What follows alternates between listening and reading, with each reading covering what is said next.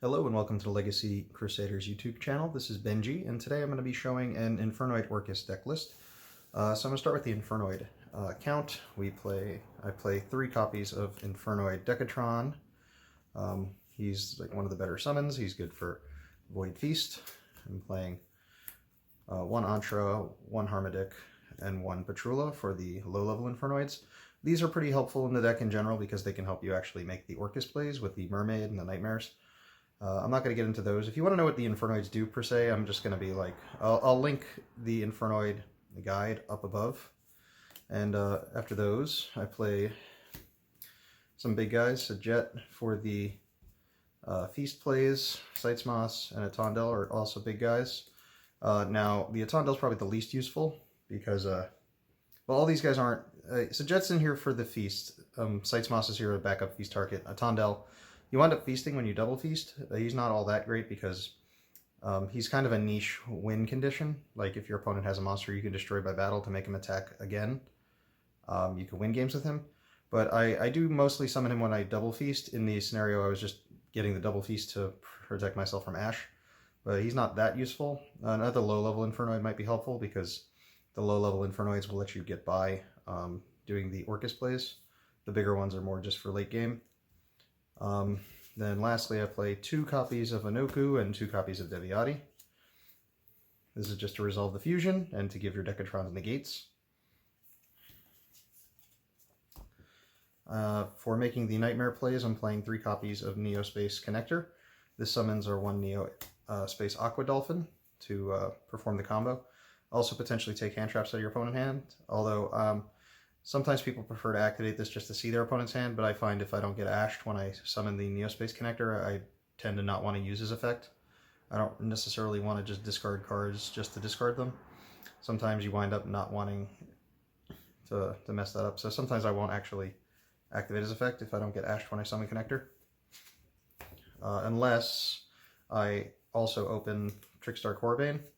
So if I start with Corbane, I'll activate Connector and then use Aqua Dolphin no matter what, because Aqua Dolphin's and Connector's attacks are so low that if your opponent doesn't have a hand trap and they didn't use one to begin with, you're not going to be able to pull anything out of their hand anyway, except combo pieces, and a lot of combo pieces can sometimes be good in the graveyard. So I try not to use Aqua Dolphin unless I have to, or feel the need to, or have Corbane on the field. But the Corbane is just a monster you could special summon and search off of Light Stage. Also, if you just open Candina, you can normal Candina, search Corbane, special it, and then you have combo. Light Stage is the same thing, so Candina can search Light Stage, which searches Corbane, or you can just Candina right into Corbane if you think your opponent's playing like Droll or something. Because you don't really search that much in the combo, so you can still resolve most of the Orcust combo if you if you get Drolled, but rather not get Drolled before you can make the combo. So those are the combo makers. My Orcust engine is double Orcust Nightmare, double Symbol Skeleton. I'm only playing 1 of the Harp Horror because it's good to discard, but I don't want to use it as my normal summon, so I don't want to have a bunch of this around. I'm playing 1 Wand, which is the best discard if you open it. If you get to discard either the Harp or the Wand, you get to make Redoer. So they're not the worst things to have. Redoer is just a bonus when you get them.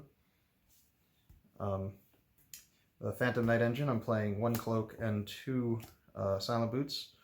The way I'm playing the Phantom Knight engine, I never don't have the ability to perform the combo completely. So also the extra boots is helpful because the Fog Blades wind up in the graveyard at some point, and you can only bring back each monster you summon with them once. So the extra Fog Blades can bring back the extra copy of Boots. Also, I can resolve the Rusty Bardish for extra Boots to grave to bring it back to make link plays with it. So I don't mind having the extra copy in the deck. Hand traps, at the moment I'm only maining 3. Maining 1 Ash, 1 Veiler, and 1 Ogre. That way if I open duplicates, they're always live. Then I play a Field Spell engine. I'm playing double Terraforming because it's limited to. I'm searching Orcust Babel because that way I can definitively set the trap card. I might also search Trickstar Light Stage to get 2 monsters on board to do the entire Nightmare combo. I also play 1 copy of Void Expansion. This is so that if you have Feast, you can resolve Feast by using this as the cost, although preferably that won't be the case. Next, I play 3 copies of Mystic Mine, so that if my opponent goes first, I can bait them with any cards I might have and then just activate Mystic Mine. And because I play Void Expansion, I can kind of just out my own Mystic Mine whenever I want to, because I can search this card with either Terraforming or Void Vanishment. For the rest of the spells, I'm playing Triple Twin Twister for Mystic Mine decks. I'm playing 3 copies of Void Vanishment, because you want to open the Void Vanishment in addition to your Orcust combo, so this gives you something else to do turn 1 in addition to the Orcust combo. It's also a backup if they Ash the Orcust combo, you can still do quite a bit with this. I'm also playing 3 copies of Void Imagination, which is really good for going second, but it's kind of dead going first. But it also means you have more cards your Feast can be live with if you open Feast as well. It's also a good card to be sitting in your hand if your opponent does break your board. And it's also a good fallback if you just open really badly. You can just like activate Mystic Mine and normal summon a monster. Your opponent will out it and possibly leave an extra deck monster on the field if they don't know you're playing Infernoids, and then you can just blow them out on turn 2. Because a lot of the times they'll make some monsters in their turn, so Mystic Mine kills itself. They'll just assume you're playing a bad deck or something. So they won't know that they're gonna get obliterated by that. Playing 1 copy of Reinforcement of the Army to get the Neospace Connector. Between this, the Terraformings, the Candinas, the Neospace Connectors, I have 10 1-card 2 monster combos. To do the combo, 1 for 1 is the last spell, because this will just add a Decatron to protect your cards in the combos. It also gets some discard. It'll let you discard Orcust that you want in the graveyard. I'm playing 2 copies of Orchestrated Crescendo. This is a 60-card deck. I want to open one of these so that I can set the field spell comfortably, because I don't feel so great about activating the field spell over the Crescendo on turn 1, so I'd prefer to set the Crescendo, but I'd like to get the field spell. Also, this card, if you open it 2 copies, discarding 1 is okay, because if you wind up not using the Crescendo on your opponent's turn, you could still use the graveyard effect and then search in their end phase, and then you still have 1 for the next turn. Then I'm playing 2 copies of Void Feast in the main deck, and the only reason I'm playing 2 at all, because really if you don't have Vanishment, you're really not going to have a cost to activate this card. But the second one's here. If you open it, you can search the second one, and then if your opponent ashes the first, you can chain the second using the first one as the cost. So you can at least resolve 1, because it's really bad when you... And I mean, you don't want to just search Void Imagination as the second card, because there's a chance that you have extra deck monsters on the board and you can't resolve Imagination, so you'd rather just have a second Feast. Although the Feast combinations in this deck are a little bit weird. Like if you do the Orcust combo, you end with 2 monsters on board, so you can only summon 4. So the first Feast summons double Decatron and Sajet, and the second one summons a Tondel. But, I mean, it's better to get a monster out of it than nothing, because it's not going to get used otherwise. Then I'm playing Triple Fog Blade. I don't mind opening 1. It gives me something to do if I brick. And I play 1 copy of Shade Brigadine, which is if you get the extra level 4 monster on board, whether it be specialing the Patrula from your hand, or 1 for 1 into the Decatron, you can get a level 4 that way. If you have the Korribane, you can just keep the Neospace Connector on the board and eventually make the Redoer. So that's the main deck. I'll show you the extra deck real fast, and then the side deck I'm currently playing. Things can change, of course. For the extra deck, I'm playing one Nightmare Mermaid, just for the combo. The Cerberus is here more as the waste card, because you always waste 1 in the process of doing the combo. Playing 1 Phoenix, because it's just the generic best Nightmare. For the combo, I need 2 Galateas. Now, I know some people play 3, and I did need another Link 2, but I was contemplating between playing the 3rd Galatea or maybe even a Longyear Soup in case I get cherries. At least I can go into a Nightmare.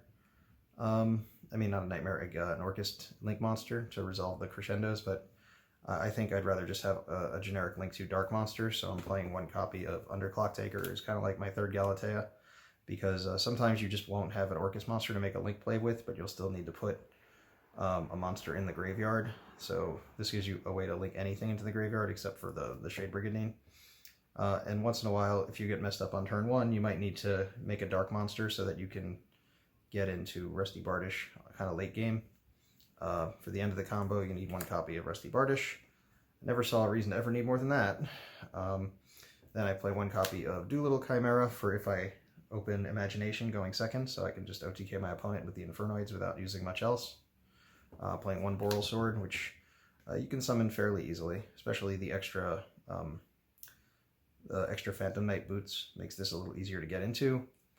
Playing one Dingirsu. I have contemplated playing the second one. It would probably take the place of the Underclock Taker. Maybe the Doolittle Chimera, just because you want to be able to occasionally revive the Galatea with the Sybil Skeleton, because it's a Link 2 monster, and it's like getting 2 monsters for 1 in some cases. Then you can still summon the Dingirsu. So I might play this at 2 at some point. Time Thief Redoer is just the extra bonus card you can get to sometimes to really put some pressure on your opponent. Playing one Tiara to resolve Imagination. Don't really need 2. Odds of you actually resolving 2 in any game has always been low. And then 3 copies of Elder Entity Test for when you resolve Tiara to nuke their board. Next, the side deck I'm currently playing, which is always up for changes, is 2 Anti-Spell. It's just a good card to go first with and try to open instead of the Void Banishment. If you don't open the Banishment, it just makes it hard for your opponent to play through. I'm playing 2 Red Reboots, and playing 2 Metaverse. If you're going first, you can arrange for your opponent to wind up under Mystic Mine at the right time. Also, the extra field spell searches aren't necessarily bad for you. Searching the light stage on your opponent's turn gives you monsters to summon on the follow-up. Also, you can get access to the Orcust field spell when your opponent doesn't see it coming. So I like this as a good side.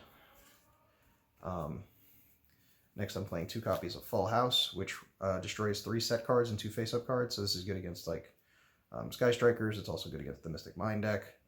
It's probably decent against Orcust, just because you can hit like 3 face downs, which they usually have 3 face downs, but they don't usually have face ups. I guess they have the field spell, but it's a decent side card. I'm not sure if I want to play it at the moment. I'm just like flip-flopping on this one. I'm playing 2 evenly matched. A lot of 2-ofs in here, not because I don't agree on 3-ofs, but there's cards you can only use so many of them. So I'd rather have cards where if I just get to 1, I can play it. The rest of my deck has a lot of broken cards in it, so I don't really need to have 3 of these to blow someone out. 1 Imperial Order, just for the Sky Striker match. I mean, odds are you won't draw it, but at least if you do, you could auto-win the game. Citing the other 2 Ash Blossoms, Ghost Ogre, and a Neospatian Air Hummingbird for time in the round. So if time in the round is called, or you're about 3 minutes from time and you get the option to go first, instead of going into Aqua Dolphin, you go into Hera Hummingbird and gain 2,500 life points as you continue to proceed through the Orcust combo. Stalling, you're just doing the combo, but making sure you have a life point advantage. You are actually playing the game, but at least it's something else you can go into, and it kind of coincides with your actual game strategy.